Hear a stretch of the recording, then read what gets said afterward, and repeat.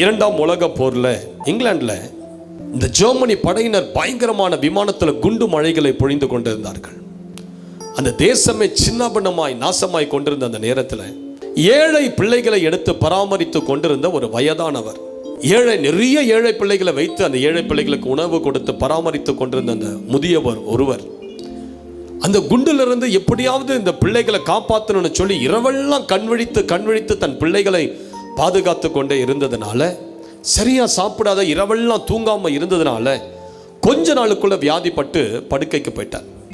அப்பா அவரை பார்த்து ஆதரவு சொல்ல ஒரு ஊழியக்காரர் சந்திக்கும்படி அவரை சென்று அவரை பார்த்து சொன்னார், ஐயா, இந்த பிள்ளைகளெல்லாம் நீங்க தூங்காத பார்த்து கொண்டு இருக்கீங்க, நல்லது, ஆனா 2 பேர் கண் விழிக்க வேண்டிய அவசியம் இல்லையே அப்படின்னு சொன்னார். 2 பேரா? நான் மட்டும்தானே கண் விழிச்சு கொண்டு இருக்கிறேன், வேற யார் கண் விழிச்சு இந்த பிள்ளைகளை பாதுகாக்கிறான்? அப்போதான் அவர் இந்த வசனத்தை எடுத்து சொன்னாரா, இஸ்ரவேலை காக்கிறவர் உறங்குவதும் இல்லை தூங்குவதும் இல்லை.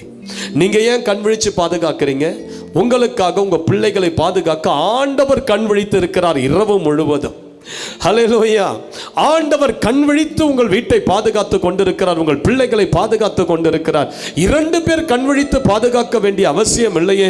நீங்க அதனால நிம்மதியா படுத்து தூங்குங்க, ஆண்டவர் உங்களுக்காக எல்லாவற்றையும் செய்து முடிப்பார்.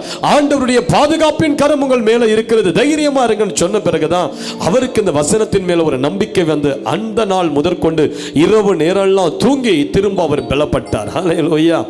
அதே போலதான் தேவன் உன் வீட்டை பாதுகாக்கிறார்.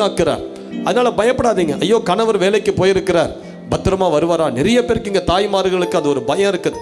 பிள்ளைங்க இரவு நேரத்தில் தனியா வருவாங்க, வேலை முடிச்சுட்டு எப்படி வர போறாங்க? ஐயோ, அந்த பிள்ளை வரும்போது நான் கண் விழித்து கொண்டு இருக்கணுமே. பயப்படாதீங்க, ஆண்டவருடைய கண்கள் உங்கள் பிள்ளைகள் மேல திறந்து இருக்கிறது.